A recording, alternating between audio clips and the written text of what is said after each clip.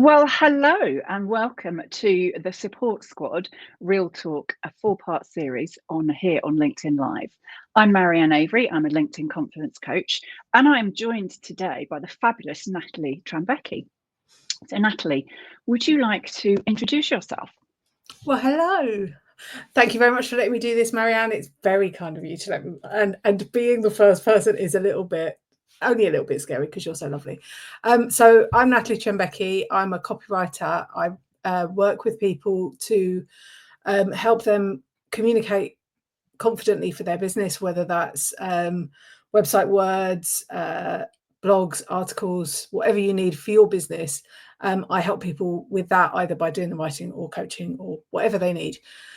That's what I do. I am writer for you. I love it because I know it's a bit of a well-worn phrase, isn't it? But you do what it says on the tin, which I is great. absolutely do what it says on the tin.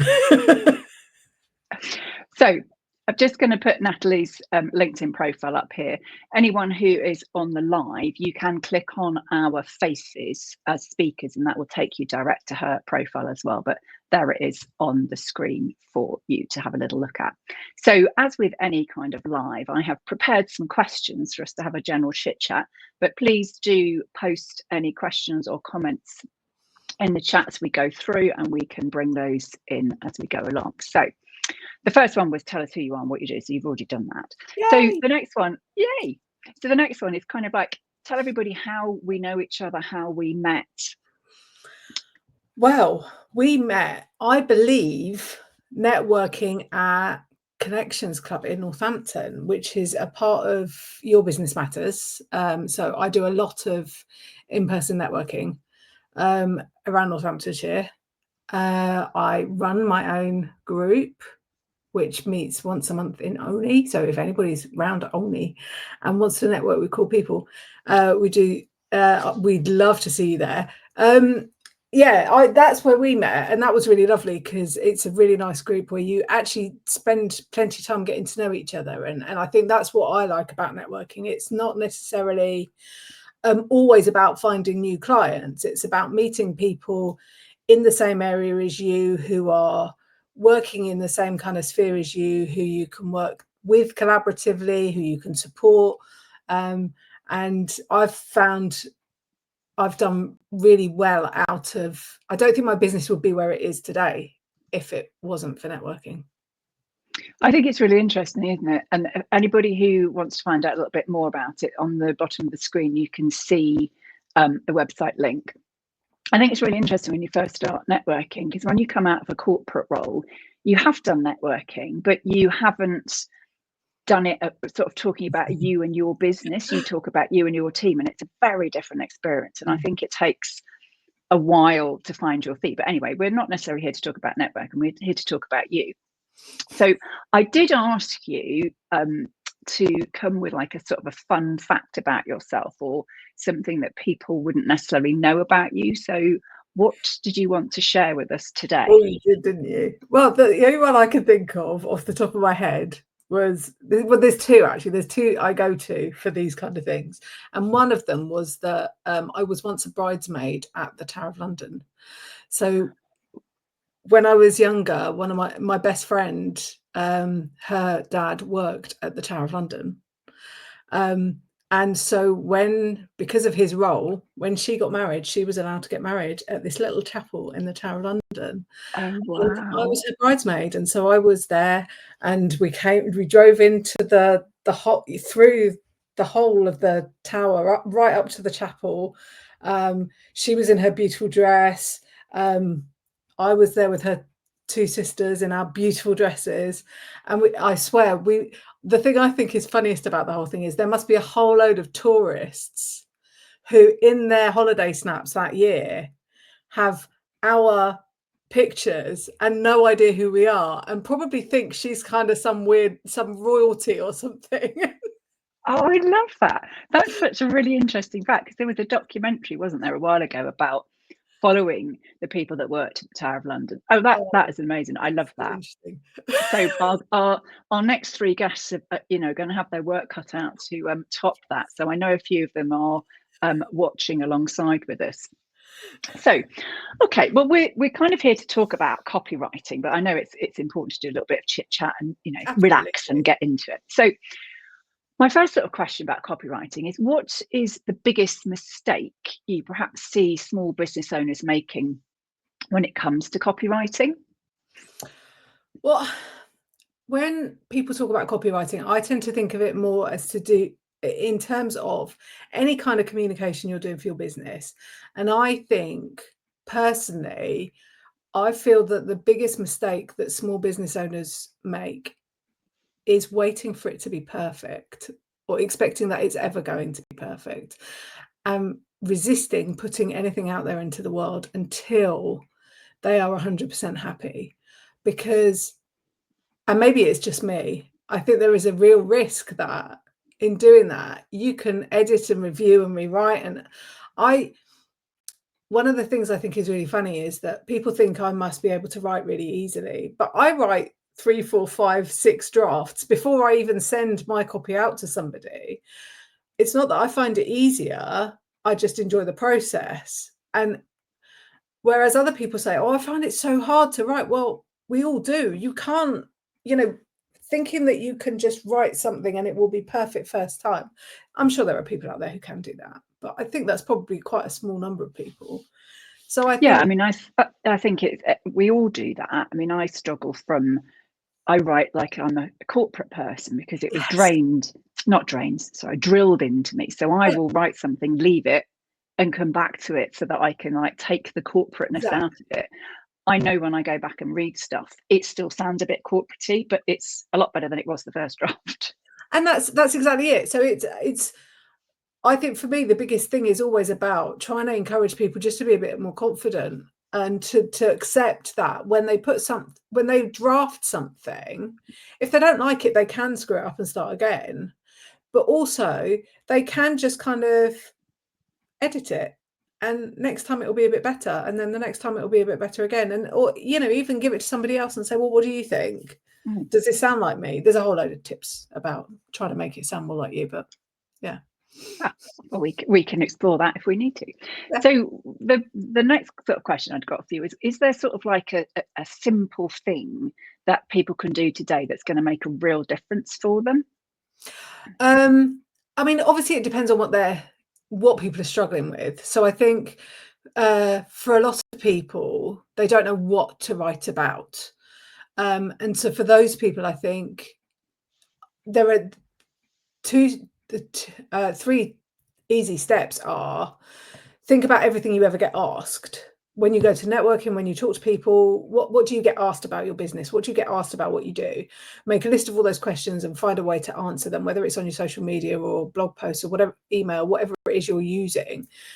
Answer the questions that people are asking. Number 2 is just brainstorm. Just put your head down and think about all the things that you wish people knew, and just put it all out there, and you can get rid of all the things you're not interested in afterwards. And if either of those aren't helping, use AI. I would never encourage anyone to use AI to write them posts to put out into the world, but you can certainly use it for finding out what people want to know about, for ideas of articles or posts or things like that. I think use the tools you've got. I often tell people that type things into Google because it will show you what people are asking. It's a really good Absolutely. source of information. And the other thing, like from a LinkedIn perspective, if you're struggling with things, look at like you said, the questions you get asked, but look at the comments that people are posting. What's going on in that conversation on your own posts and also in the DMs, because that is a really good source of content for you. Absolutely. Great.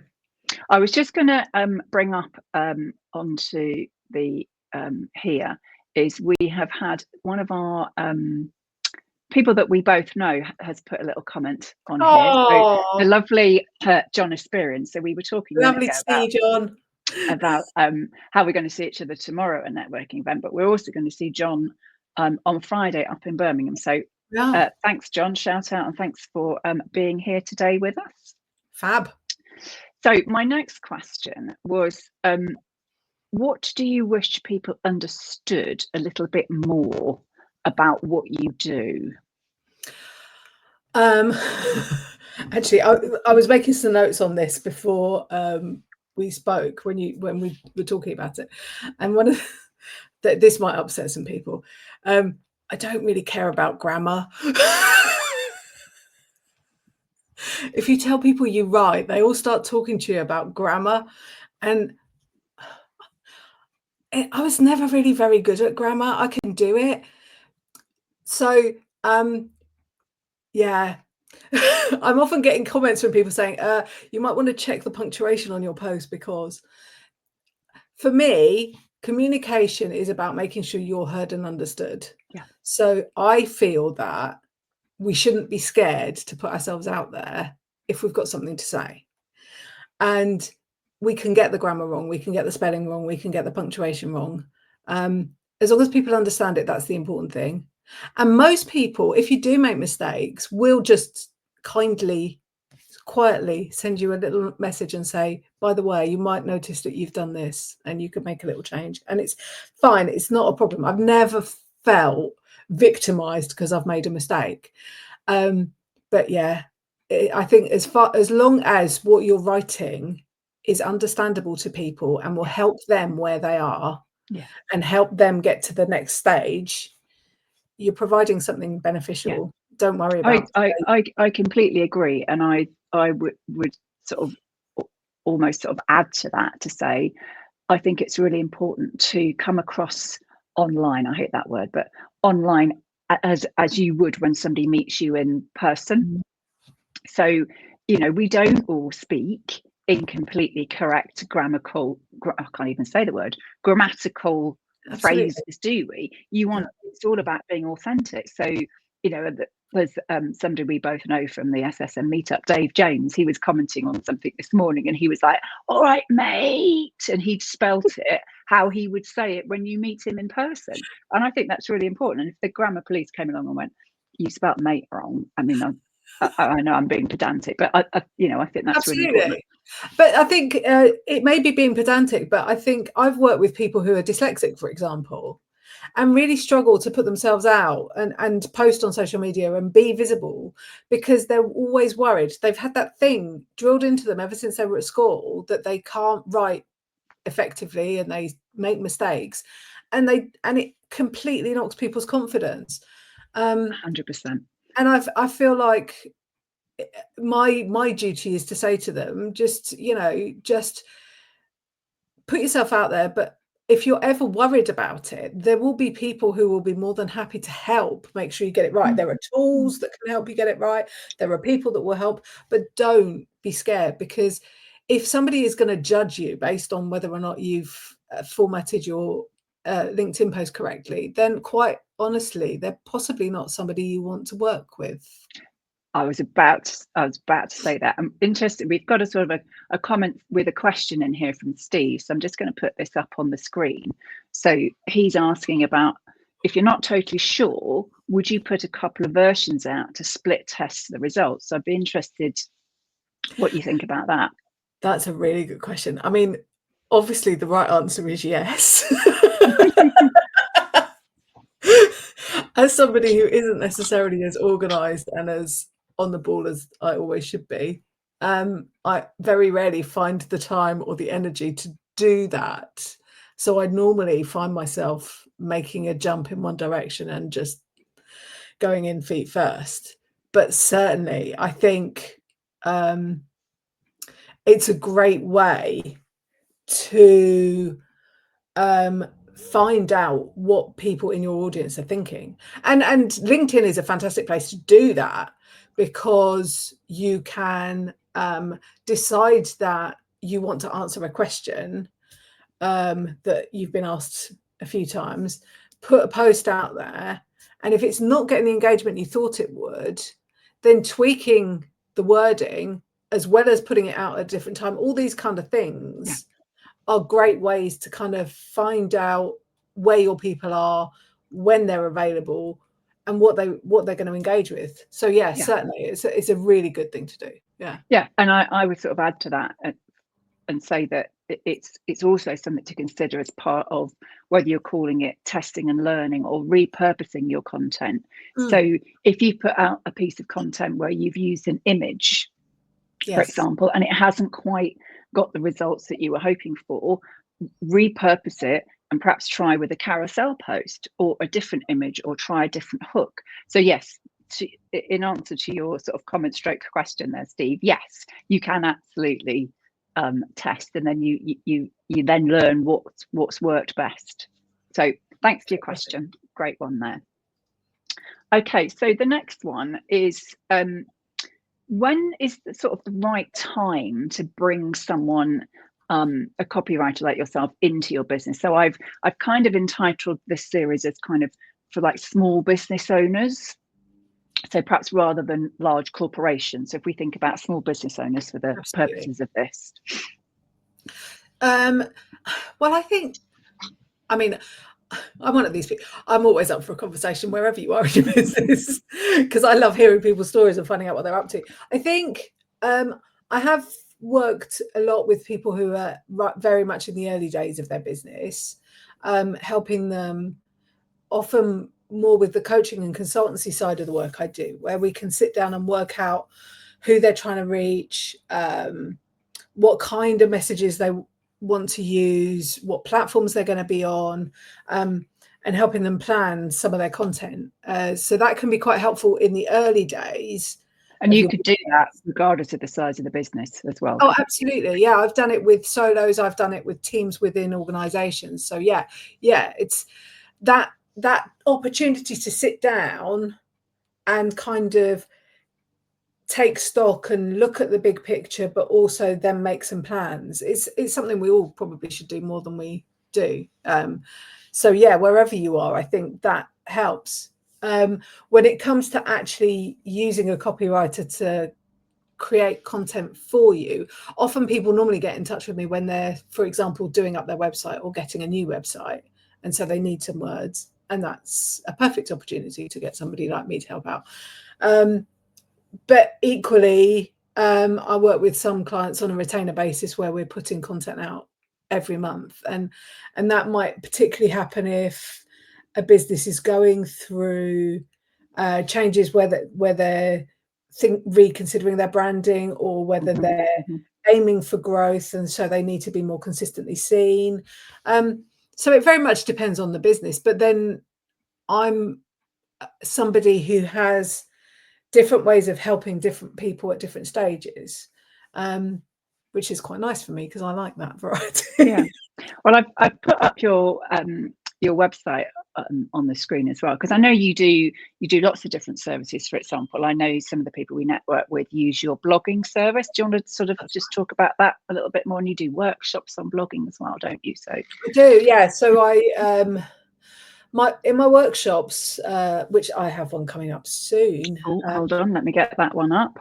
There we go. There we on are. the 19th of September. It's an in-person one, so you can only come if you're in or around Northampton. But yeah, we're going to be spending the morning looking at, as I said before, who your audience is, what they're interested in, how you're helping them. Because the point is, we all know how much stuff we, particularly as small business owners, have to do every day. Marketing often gets pushed down to the bottom of the list. So the point of this workshop is to help you create a plan for your content. So what we do is we start with one hero piece of content, whether that's your blog, your email, a LinkedIn article, a newsletter. We focus on what we're going to create for that, and then how we can then reuse that with LinkedIn posts, networking pitches, whatever else it is you've got to talk about. These workshops help you come up with those ideas, plan, give you structures to help you do that. Equally, yeah, I have a few clients where on a monthly basis, I generate whatever blogs or articles they need to help make sure their business stays visible, because obviously search engines like to know that you're regularly updating your website, because otherwise how are they going to know whether or not you're actually still there doing the thing you say you're doing? And blogs are a great way of showing your ideal client how you can help them. So by creating that regular content for my clients, I'm helping them stay visible. They can then reuse that by writing 3 LinkedIn posts that match it, talking about it in their networking pitch. Or I'm all for reusing content. Brilliant. I know I haven't given you this question ahead of time, and I don't want to put you on the spot, but I'm sure you can answer this. Is, when I was first thinking about working with a copywriter, one of the things I was sort of mulling over was how will I know that they'll get my tone of voice, that it will sound like me? So how do you go about doing that? Because I would think that's the question that a lot of people have perhaps got. And I have actually put up on here a link to all your blogs. So you might actually have a blog that talks about that. I haven't actually checked that out before asking you, but anyway, I think I have. How do you get someone's tone of voice? Well, do you know what? That's an excellent question, but a really hard one to answer because I don't really know. I like talking. You know this about me, Marianne. I like talking. And so I have found that the best work I do is when I've done a really good briefing with somebody and we've had a good conversation and I know them and I know what they want and I'm able to do that. And if I'm honest, my favorite feedback that I've ever had have been from the people that say it sounds just like me. I had one client early days who I did her website, and she said somebody who'd been working with her for years looked at her new website and said, well, I could tell that was you immediately. And I thought that just was the best thing I'd ever heard. So I don't really know how I do it, but it can be done. When it comes to things like blogs where we're writing regular content, what I do is before I do blogging with somebody, we do a bundle where I help them with their LinkedIn profile. We do a planned session together, and then I create 3 blogs. So that first bundle is all about helping them identify where they want to be and who they, what the purpose of them actually creating these posts is.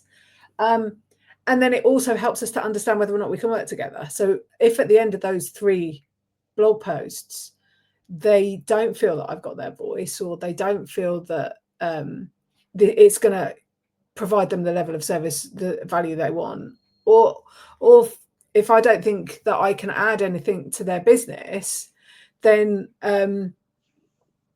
we don't take it any further. But for most people, we'll then carry on working together. But those first 3 posts give somebody a chance to decide whether or not I'm actually doing what I promised I'd do. Well, I think you've answered the question. It's about investing that time, isn't it, at the beginning, about having that conversation. When you were talking, I was thinking about the word interview, but that's not the right kind of word. But it is about talking to them, asking a series of questions about their business and picking up on the phrases that they use. Yeah, because it's as much about the words you use as it is about what you're saying. Exactly. Yeah. So I was going to ask if you got anything that you wanted to promote. So we have just talked about it, but I'm going to put it back up on the screen. So this is your workshop that's coming up, and it's at the lovely Hazelrig House. Do you want to talk a little bit about the venue and the fact that you can co-work there? If anybody is watching that's in Northampton, I'm just going to have a quick look and see who is watching whilst you answer that. Do I want to do an advert for Tom Green? Hazelrig House is an awesome space in Northampton. It's Tom provides serviced offices and a co-work space and beautiful meeting rooms with all the facilities you could ever want, and it's really easy to get to. It's right in the centre of Northampton, and for my purposes, for workshops, it's a really lovely space because it's comfortable, but it's a lovely, I don't know how to describe it. I'm not very good with words sometimes. Well, I was going to say, having been to one of your workshops there, the parking is easy, very nice coffee and yummy biscuits. So thank you, Tom. Yes, absolutely. Thank you, Tom. So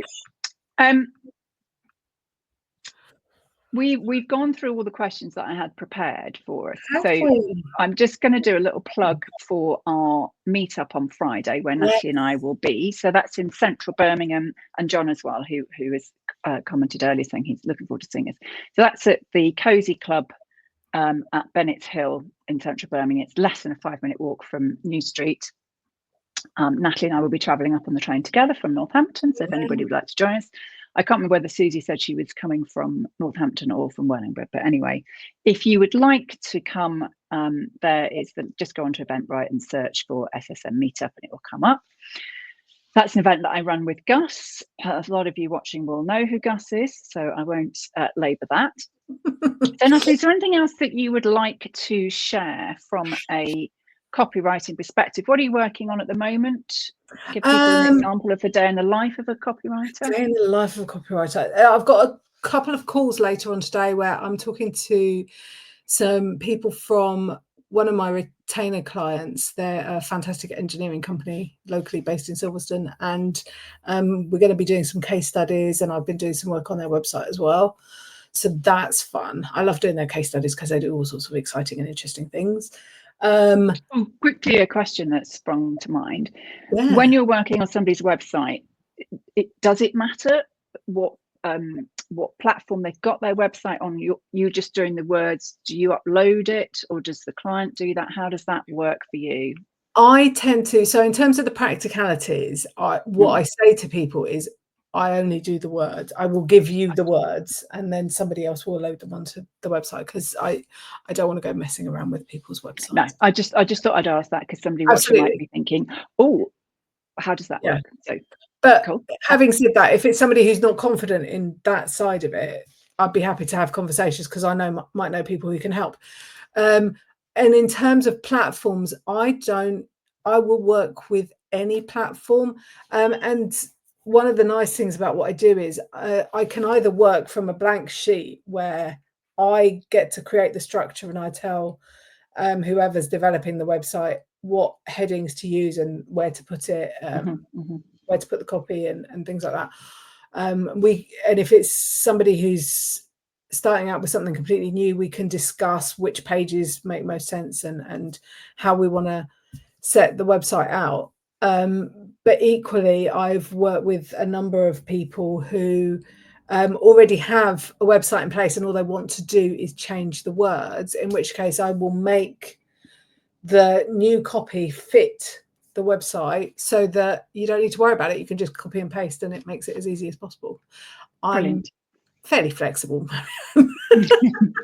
And then what else have you got on this week? I know you've got a couple of networking events, but in terms of the life of a copywriter, what else? I will be doing some planning for my workshop. I also I've got a client who's an art gallery, another awesome. See, I've got some fantastic clients. And I'll be writing emails for them and articles for them. I've got a couple of blogs to write for long-standing clients. One about how to stay visible in your business for my client who's a photographer. She's awesome. And so we'll be talking about visibility and making sure you're seen in all the right places and what that looks like. And so that's cool.